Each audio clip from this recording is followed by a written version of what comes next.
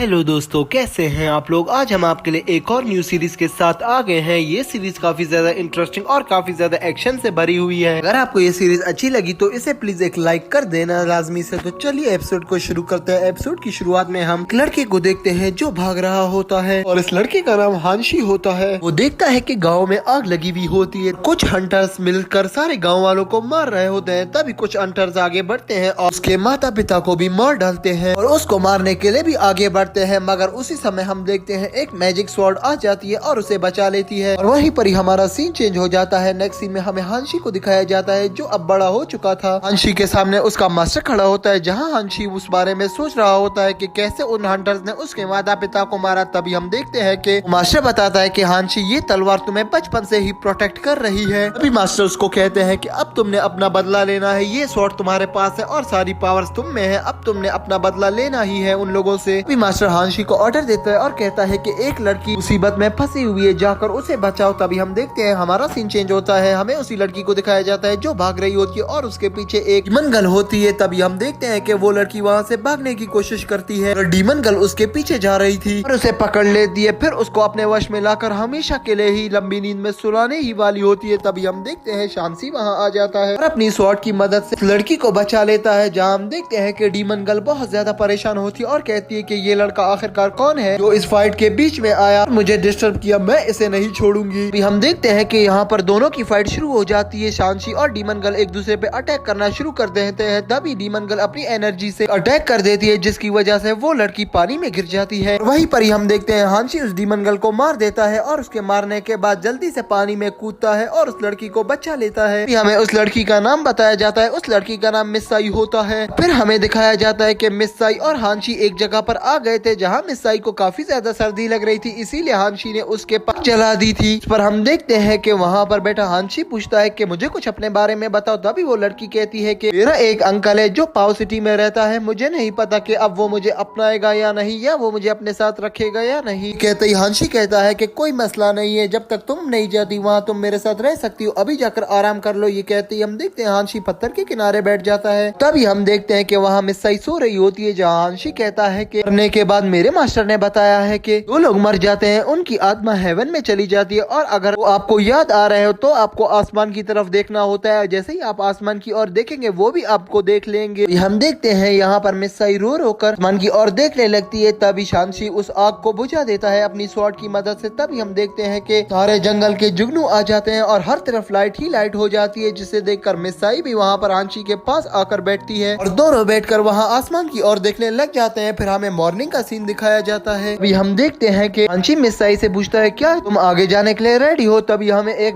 Lady master को दिखाया जाता है जो काफी ज्यादा खूबसूरत होती है। अभी एक लड़का उस लेडी मास्टर के पास आता है जिसका नाम कूलेन होता है। हम उस सिपाही को देखते हैं जो मिस के सामने झुकता है और कहता है कि आपसे पायो सिटी के लॉर्ड मिलना चाहते हैं। जिस पर हम देखते हैं कि वहीं पर ही हमें पायो सिटी को दिखाया जाता है और मिस जेंग को दिखाया जाता है। हम देखते हैं कि मिस जेंग पायो सिटी के लॉर्ड के पास पहुंच चुकी थी। हम देखते हैं कि लॉर्ड सीजेंग की तारीफ कर रहे होते हैं और कह रहे होते हैं तुमने ट्रेवल के दौरान कितने ज्यादा खतरों का सामना किया। पर हम सीजेंग को देखते हैं जो कहती है कि नहीं ये तो मेरा मैंने बहुत ज्यादा ट्रेवल किया हुआ है बिजनेस डील्स की वजह से, इसीलिए मुझे ट्रेवल करना पसंद है और मैंने हर तरह के लोग देखे हुए हैं। अब मुझे पता है कि किसके सामने कैसे बात करनी है और किसके सामने किस तरीके से पेश आना है। मिस सीजेंग कहती है कि मैं आपके लिए एक तोहफा भी लाई हूँ और तभी वो उस तोहफे को उठाकर लॉर्ड को देती है, जिस पर लॉर्ड सीजेंग का थैंक्स करता है और कहता है कि तुम्हारा बहुत धन्यवाद इस तोहफे के लिए। वहीं पर ही हम लॉर्ड को देखते हैं जो बहुत ज्यादा दुखी हो जाता है और सीजेंग से कहता है कि 3 साल पहले बादशाह ने मेरे पिता को कैद कर दिया था और अभी तक रिलीज नहीं किया। जिस पर हम सीजेंग को देखते हैं जो कहती है कि लॉर्ड तुम्हें चिंता करने की कोई जरूरत नहीं है। अगर बादशाह का ये इरादा होता कि वो तुम्हारे फादर को मार देते, वो कब का तुम्हारे फादर को मार देते। उनका ये इरादा बिल्कुल भी नहीं है, मुझे तो यही लग रहा है। जिस पर हम देखते हैं लॉर्ड कहता है कि सीजन तुम खुद ही बताओ अब मैं क्या करूँ। जिस पर हम सीजन को देखते हैं जो कहती है कि अगर मेरी मदद की जरूरत है तो मैं आपकी मदद